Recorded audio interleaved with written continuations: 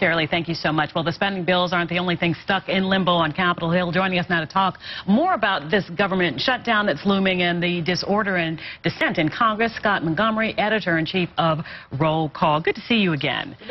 We almost got caught talking off camera. My question to you is just what is going on right now? It's filibuster. They send it back. It's like ping-ponging between the House and the Senate and the White House. What's going on? Well, the ping-pong stuff is kind of normal. But what's going on really is there is a core group of Republicans, conservatives, 48, 50 or so, enough to stop things in the House when they don't like them, who really are pushing to change the way the government does spending.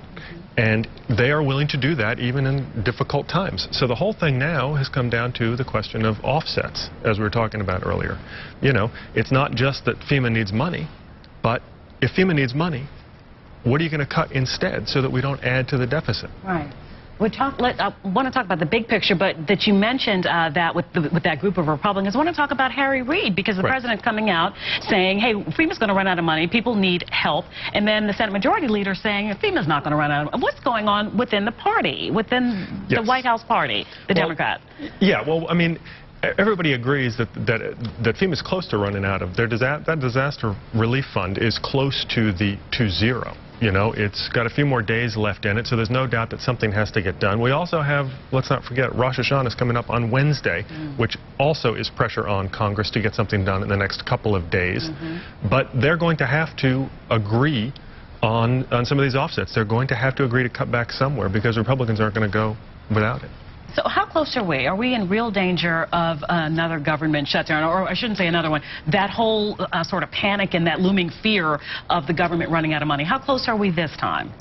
I think we're about as close as we were last time. I think it's going to continue to be. This brinksmanship is now, I think, the standard of the day. This is the way now that it seems that the Republican House operates. We have a story on that in Roll Call this morning.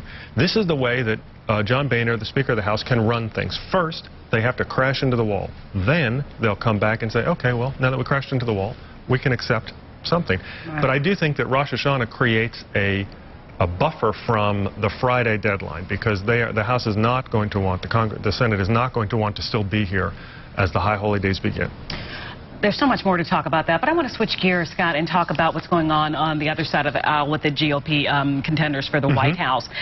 Okay, Herman Cain taking straw poll in Florida, then you have Romney in Michigan. What's going on now? Is this considered a big shakeup? Is this a surprise?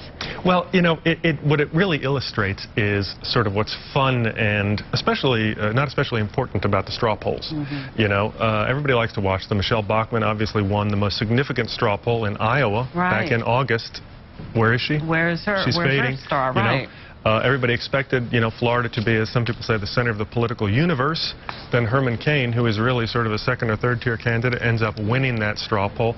I think it just shows that these are just sort of entertaining times. I think that in the end, it really does become a Romney and Rick Perry fight going down, you know, in the next couple of weeks. But for now, you know, everybody looks like they've got sort of a claim to be in the game. Rick Perry still looking as good as he did?